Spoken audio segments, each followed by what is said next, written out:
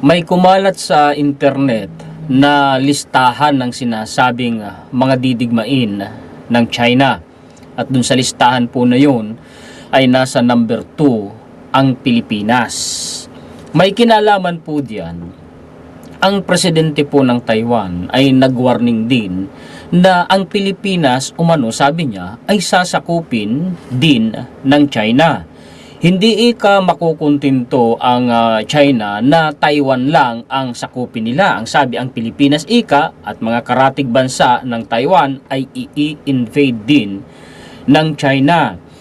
At ang nakakaalarma mga kaistorya, sa mga pagkakataon pong ito, isang eksperto din sa Pilipinas ang nagsabi na pwede samantalahin ng China ang nangyayaring kaguluhan sa Middle East para i-invade ang Taiwan at ang Pilipinas. At tungkol po sa mga usapin na yan, si PBBM po kasi mga kaistorya, mukhang may mga alam na impormasyon tungkol dyan.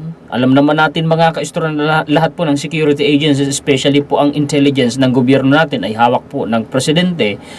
Malamang sa malamang may mga impormasyon yan na nalalaman na hindi niya sinasabi sa publiko.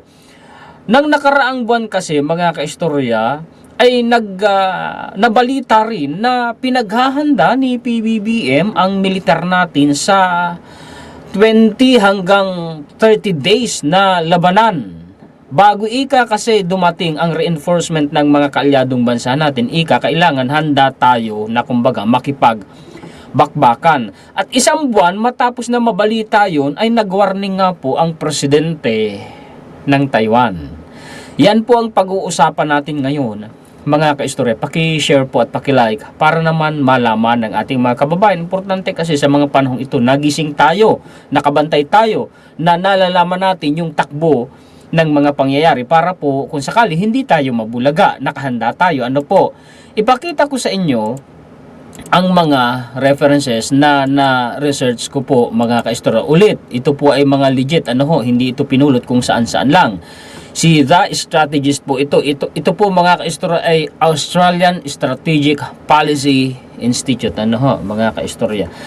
Ito ay may title na China 6 Wars in the Next 50 Years. Yan po yung listahan. Dito po sa ibaba mga kaistorya, may sinasabi dito na, babasahin ko muna A more troubling example of irredentism can be seen in an article which appeared on the website of the Chinese news agency Zhongguo Xinwenxie, Chinese English translation, in July this year, entitled Revealing the 6 Wars of China in the Coming 50 Years. Ito, translate na lang nila kasi ito po yung Chinese character. Ito kumbaga yung link, itong red na ito. Pero pag clinic mo po yan, mga kaistorya, ang lilitaw ay ganyan. Kasi ako ang hinala ko, kaya hindi na ma-trace, kasi malamang po dinilit na. Yun ang palagay ko. Mga, alam niyo naman ang China, lahat po ng mga impormasyon, at ito ay totoo naman, na may kinalaman sa loob ng bansa nila, ay sinisensor nila yan. Ngayon, may listahan po dito sa ibaba. Babasahin ko The 6 inevitable wars suggested in the article's title are presented in the chronological order in which they will take place. Yun pong article na yun, mga kaistorya, na na-publish sa internet, na sinasabi ko nga mga kaistorya na mukhang na-delete na, ay ito po yun. Ngayon, ang sabi dito, number 1 sa listahan, The War to Unify Taiwan 2020 to 2025. Pero naudlot yan, naurong. Ang sabi ng mga eksperto na maaari na gawin ng China sa 2027, pero mukhang madedelay pa. Why? Mamaya sasabihin ko. Ito muna tayo. Nasa number 2 kasi ang Pilipinas. Wala naman dyan ng Pilipinas. One historiador, teka lang. Gamitin po natin ang utak natin. The War to Recover the Various Islands of the South China Sea 2025 to 2030. Huwag natin kalimutan na dyan po sa South China Sea ay nandyan po ang exclusive economic zone natin. At huwag din natin kalimutan na yung exclusive economic zone natin na tinatawag nating West Philippine Sea ay pinasok po at sinakop ng 10 dashed line ng China. At literal pa nga po mga kaistorya, doon po sa labas pa mismo ng ating exclusive economic zone ay may lihitimo tayong teritoryo. Yun nga po mga kaistorya, yung tinatawag natin na Kalayaan Municipality, na kung saan yung Pag-asa Island ay kabilang po doon. May mga Pilipinong nakatira doon, ano ho, mga kaistorya. So meaning, kasama ang Pilipinas diyan sa listahan na yun na sinasabing didigmain umano ng China. Ito na yung punto ko mga kaistorya, ano ho, doon sa sinabi ko kanina. Bakit po na-delay yan? Ako ito ang masasabi ko, dahil yan sa foreign policy ng kasalukuyan pong presidente ng Pilipinas. Naudlot lahat ng plano ng China. Napurnada. Bakit?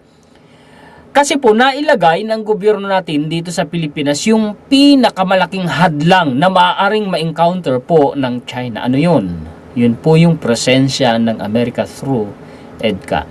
Baka sasabihin na naman itong mga bibig ng China dito sa Pilipinas, ano ho, yung mga pro-China, na dahil ika dyan sa EDCA, gigirahin tayo ng China, ipapahamak tayo ng presidente ng Pilipinas, isusubo tayo sa giyera. Yan po mga kaistorya, isang propaganda na ipinapakalat ng China at gumagamit pa siya. Nakakalungkot na nagkagaya nating mga kapwa Pilipino. Alam naman natin na may mga pieces po dito ang China sa bansa natin. Kasi ang katotohanan mga kaistorya, ang EDCA, deterrence natin yan. Sa madaling sabi, protection po natin yan laban sa China. Aminin man po kasi natin o hindi, alam naman nating lahat na ang China po ay isang malakas na bansa at sabi nga, superpower countries din po yan. Ano? Wala tayong kakayahan na sabayan sila sa labanan. Kaya nga mga kaistorya, ang lakas ng loob ng China dati, ano? Kaya nga yung Scarborough Shoal, anong nangyari mga kaistorya, na control na nila, ano? Ayaw na nilang ibalik pa sa atin. Ganito kasi mga kaistorya ang nangyari, ano? Humina ang militar natin at ngayon, kung humina na dumating ang isang presidente na kumiling sa Amerika, nakita niya na kailangan natin ng depensa para po hindi matuloy na tuluyang makamkam ng China ang karagatan natin dyan sa West Philippine Sea. Ang ginawa po niya mga kaistorya, EDCA. Ito na ngayon ang problema ng China. Kung nandito ng EDCA, hindi lang po Pilipinas ang nabigyan ng proteksyon, kundi nasako pa buong rehiyon ng Indo-Pacific. Mga kaistorya, pag sinabi mong Indo-Pacific, paglabas mo ng Red Sea dyan sa may Africa, dyan sa may Gulf countries, mga Red Sea na yan dadaan pa dyan sa may Indo-Pacific na yan Pasipiko, dadaan pa dyan sa may Indian Ocean, hanggang dyan lalabas sa South China Sea, papasok sa South China Sea at lalabas pa sa West Pacific. Dyan po sa may Philippine Rise, West Pacific po yan mga kaistorya. Nasakop ng proteksyon ng presensya ng Amerika dahil sa EDCA. Ganon katindi mga kaistorya at ganon kaimportante sa rehiyon at sa buong mundo ang naging hakbang ng presidente ng Pilipinas ngayon na proteksyonan po ang maraming bansa sa mundo. May binabanggit pa nga dito na the war to recover southern Tibet. Sa may border yan ng India at saka po ng China. Actually, mga kaistorya, hanggang ngayon, nag-iiringan sila dyan. Nagdigmaan pa nga sila dyan noon, mga kaistorya. The war to recover Jayutai and Ryukyus. Yan po yung mga isla na kontrolado at sakop po ng Japan. Nasa pagitan po ng Taiwan at saka po ng Japan. The war to unify Outer Mongolia. The war to recover the territories seized by Russia. Naku, kakalabanin din niya ang Russia. Kung totoo ito mga kaistorya, wala nga siyang kumbaga backstabber nga, mga kaistorya. Si PBBM po kasi, mga kaistorya, actually nagsalita na rin yan kung hindi ako nagkakamali noon pang nakaraang taon na lumalapit na ika ng lumalapit sa mainland ng Pilipinas ang sinasakop ng China. Ipapakita ko sa inyo mamaya ang reference ko tungkol dyan. Ito muna, si First Post. Ang First Post po mga kaistorya, yan po ay mainstream po yan ng India. Babasahin ko itong hinighlight ko. Hindi ko na yan ipi-play pa para hindi tayo magtagal. Philippines. President Ferdinand Marcos Jr. ordered the armed forces to be ready to defend alone for 20 to 30 days if war breaks out, according to Army Chief General Romeo Bronner Jr. The Army Chief said forces must fight and preserve before Allied reinforcement arrive under the U.S. Mutual Defense Treaty. The move follows maritime run-ins with Chinese vessels in the West Philippine Sea and rising sovereignty concerns. The directive covers about 160,000 active troops and will be rehearsed during Ajex Dagit Pa drills across Luzon and Palawan. Exercises will test sea, air, land, cyber, and information operations. The new strategic command aims to centralize wartime coordination. So pinaghahanda, kaya pala tuloy-tuloy mga kaistorya ang maritime drills, mga exercises, at may mga joint exercises pa ang Pilipinas at mga kaalyadong bansa natin. Kasi yun pala ang purpose, pinaghahanda yung militar natin at mga militar ng mga kaalyadong bansa natin. Ang subject, China.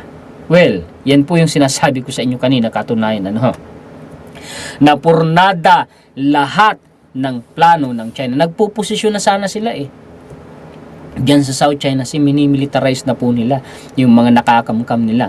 At kung mga kaistorya, binantayan natin yung Scarborough Shoal, nag-EDCA pa tayo sa halip na mamilitarize ng China, yung Sabina, yung Skoda Shoal at saka yung Scarborough Shoal, wala na. Hindi na natuloy. Kaya mga kaistorya, yung sinasabi kanina na plano ng China, nagkanda delay na. Wala na. Iporsyon niya ngayon. Alam niya, kukuyugin siya.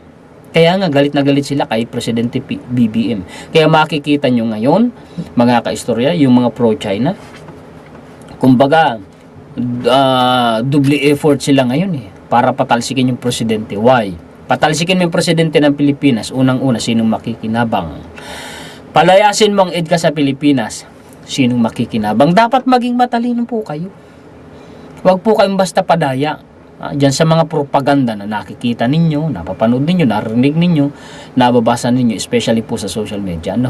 Kasi ang target niyan, pagka kayo po mga kaistorya naniwala dyan, wala, talo tayo. Ito na, yung sa warning po ng Taiwan.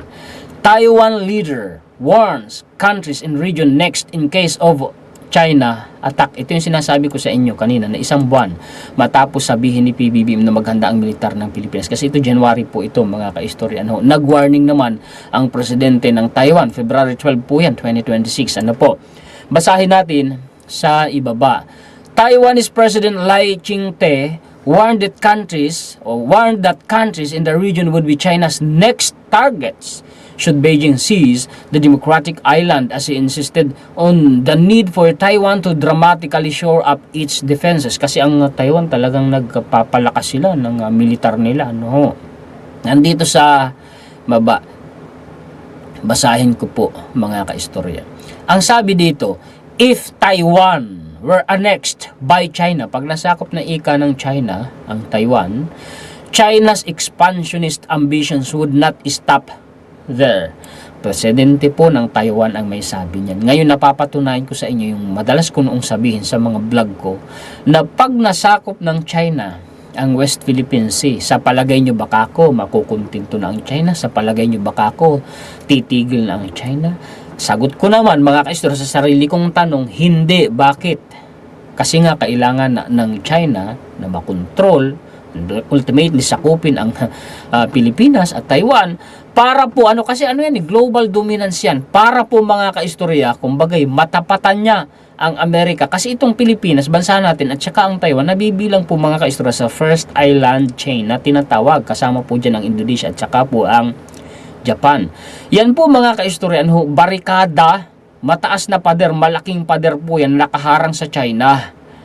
At liamado ang Amerika. Bakit? Lahat po ng bansang nasa first island chain ay kaalyado po ng bansang Amerika. Hindi makalaya ang China palabas ng Pasipiko. Nakukulong pa ang China sa South China Sea. Kumbaga, sa labanan, wala, kulob ang China. Hindi siya makakabuelo. Kaya gusto niyang makontrol, mabutas yung first island chain. I hope naiintindihan na po ninyo ngayon. Mga kaistorya, ito na. Sabi dito, the next countries under threat would be Japan, the Philippines, and others in the Indo-Pacific region, with repercussions eventually reaching the Americas and Europe, sabi ni Lai Ching-te, mga ka-istorya. Well, ang Japan, mahihirapan dyan. Ang China, alam nyo naman, malakas na bansa din po yan. Pilipinas, paano tayo kung wala ang EDCA? Diba, mga ka-istorya? O ngayon, naiintindihan nyo kung bakit gustong-gusto ng China at ng mga pro-China dito sa Pilipinas. Paalisin ang EDCA, patalsikin si PBBM. Diba? Magpakatalino po kayo, mga ka-istorya. Ngayon, warning naman, mga ka-istorya ng isang eksperto. Anyway, ito po ay karagdagang balita na lang from Net25. Taiwan President Lai Ching-te, Pilipinas kasama sa 6 wars plan ng China. May kaugnayan din yan dito sa pinaliwanag ko sa inyo kanina. Dito naman po tayo sa Pilipinas. Sabi naman po ni PBBM, mamaya yung warning ng eksperto dito sa Pilipinas. PH will have to get involved should all-out war erupt between US-China over Taiwan. May alam talaga si PBBM. Alam niya ang mga nangyayari. Ito palagay ko, mga ka-istorya, itong sinasabi ni PBBM sa publiko, limitado pa to. Kasi may mga intelligence na hindi naman niya kailangang sabihin sa publiko. Ang sabi dito, President Ferdinand Marcos Jr. said the Philippines will have to get involved should a full-scale war between the United States and China erupt over the Taiwan invasion. Bakit? Dalawang bagay. Bago ko pabasahin yan. Una, kalyadong bansa tayo ng Amerika. Pag sumabak ang Amerika, at sabihin sumama tayo, sasama tayo. Hindi naman tayo pwedeng sumama kasi kung tayo naman ang atakihin at sabihin natin sa Amerika, tulungan mo kami. O di sumbatan ka ngayon ng Amerika, di mo nga kami tinulungan sa Taiwan, ngayon gusto mong tulungan ka namin, paano tayo? Di ba? Mga ka-istorya. Pangalawa, ang Taiwan po kasi napakalapit sa bansang Pilipinas. Walang hindi talaga tayo may involve, mga ka-istorya. At bukod pa dyan, napakarami pong OFW, humigit kumulang 100,000 dyan sa Taiwan. So talagang may involve tayo. In an interview with Indian media outlet First Post, sabi ko na nga ba Indian yan mga ka-istorya. The president said it is inevitable for the Philippines to engage to be able to protect Philippine territories due to its proximity to Taiwan. Kasi nga napakalapit natin sa Taiwan. To be very practical about it, if there is confrontation over Taiwan between China and the United States, there is no way that the Philippines can stay out of it simply because of our physical, geographic location.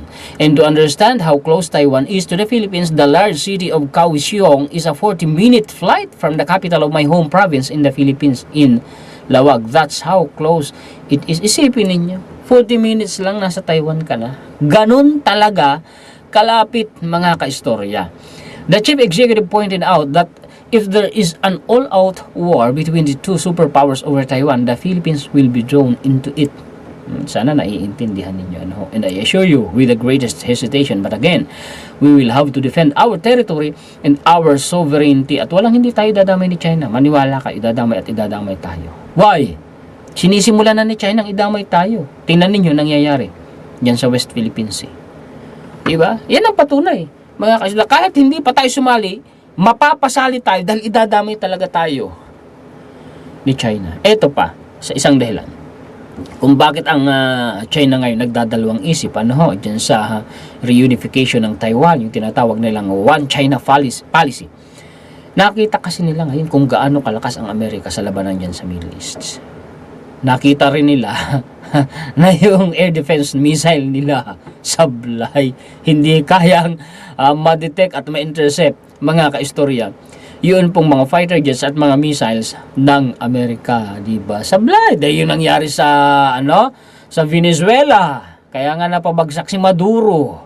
Yung air defense ng Venezuela ay binili nila sa China. Wala, sablay, hindi umubra. Yung air defense po ng Iran, sablay. Wala. Meron pang made in Russia yung Iran na air defense, pero anong nangyari? Wala, di ba? Ito na, sabi ni PBBM. Palapit ng palapit ang sinasakop ng China sa mainland ng Philippines. Ito na yung katunayan na hindi makukontento ang China, hindi sila titigil kahit masakpan nila ang buong West Philippine Sea. Isusunod niyan, malamang mainland ng Philippines. Katalino kayo. Pro-China pa more. China reclamations have come closer and closer to PH. Bongbong Marcos. Ito, mga ka-istorya, November 20, 2023 pa niya ito sinabi. China's reclamation activities have come closer and closer to the Philippine coastline. Kaya nga yung content ko kahapon, may kaugnayan dito. Sayang lang, iwan ko kung pinanood po ninyo mga ka-istorya. Anyway, ilagay ko na lang sa end screen at saka po sa teaser card dyan sa taas.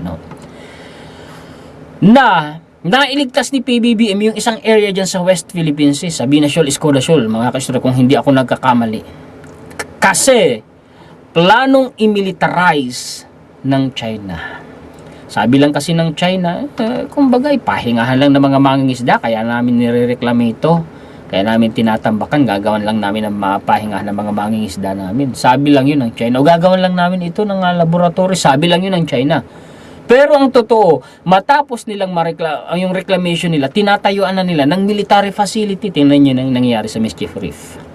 Yung Scarborough Shoal, kung hindi yan nababantayan ngayon ng Coast Guard natin, nako, baka po mga ka-istorya na militarize na yung China. Iba paano pa yung Sabina Shoal? Iba paano pa yung Escoda Shoal? Iba paano pa yung susungsungan ng BRP Sierra Madre sa Second Tomas Shoal? Naku, diba mga ka-istorya? According to him, the nearest location where China is interested in doing an alleged construction is around 60 nautical miles. Palapit na ng palapit, mga ka-istorya, from the country's shore. He also described the construction of military bases as extensive. Si PBBM po ang nagsasalita. Pinapaliwanag ko lang at nire-reiterate ko lang, mga ka-istorya. Marcos disclosed this information after U.S. Admiral John Aquilino, head of the Indo-Pacific Command, showed him a model of China's People's Liberation Army base being constructed in the West Philippine Sea. May model umano na ginawa, mga ka-istorya, ang China, kumbaga, na military base ng China sa West Philippine Sea. O, diba? Naniwala na kayo sa mga sinasabi ko sa inyo, mga ka-istorya? Hindi ko na ito basahin pa ha, kasi nakuha na natin yung punto natin para hindi tayo magtagal, kasi may dalawa pa akong reference na ipapakita. Sabi ng isang eksperto, si Winnie Munsud, China may attack the Philippines and Taiwan amid the ongoing conflict in the Middle East. This according to former NEDA Secretary Winnie Munsud. Ito pa, Billionaire News Channel din, YouTube channel nila. Winnie Munsud warns China may exploit Middle East conflict to target PH Taiwan. Wow, naman, oo. Anyway, palagay ko mga ka-istorya, kapag ginawa naman yan ng China, hindi lalo na po mga ka-istorya na problema siya. Namumroblema ngayon ang China, alam nyo ba? Sa nangyayaring labanan sa Middle East, nananawagan na nga siya ng ceasefire. Why? Apektado siya kasi napakalaki po mga ka-istorya ng volume ng inaangkat niya po na langis sa Iran. Ay kung harangin niyo ng Amerika, sige. Harangin niya ng Amerika once na inatake niya ang China at saka ang Taiwan at saka ang Pilipinas. Malamang sa malamang, o di sino ngayon mamumulubi? Kailangan ng China ang di ba? Supply of energy, gas, crudo. Kung sila'y sasabak sa digmaan, kailangan nila ng pera. Ang target nila pag-boom ng ekonomiya nila. Ang problema, kung gagawin nila yan, sige, sigurin niya ang Taiwan at Pilipinas. Pag hindi siya po kinuyog ng Amerika at saka ng mga allied countries natin, di ba? World War na yan. Wag naman sanang mangyari. Pero palagay ko ang China, may mag-hesitate yan. Magdadalawang isip yan. Mag-aalinlangan yan kung ngayon niya gagawin, mga ka-istorya. Yung sinasabi ni Ma'am Winnie Munsud. Anyway, just my 2 cents. Yan po ang mga balita at impormasyon, komentaryo, kritisismo, opinion, reaksyon na maibabahagi sa inyo ngayon ng inyong lingkod. Paki-share po mga ka-istorya at paki-like para naman po malaman ng ating mga kababayan ang nangyayari po sa bansa natin. Importante kasi, uulitin ko gaya ng sinabi ko kanina, na dapat ay gising ang mga Pilipino at nakabantay sa mga pangyayari. Para hindi tayo mabulaga at hindi tayo mailigaw, hindi tayo madaya, kasi marami ngayon gumagapang sa social media para po bulahin, iligaw ang mga Pilipino. Maraming salamat sa ating Panginoon at maraming salamat din po sa inyong mga sulit ka-istorya sa buong mundo na laging nakaabang sa inyong lingkod at walang sawa, walang kupas ang solidong suporta. Mabuhay po kayo. Shoutout po sa inyong lahat. Muli ako po si Juan Historiador, ang tagakwento ng totoong istorya ng kasaysayan na nagmamalasakit sa kapwa ko Pilipino at nagmamahal sa bayang itong bansang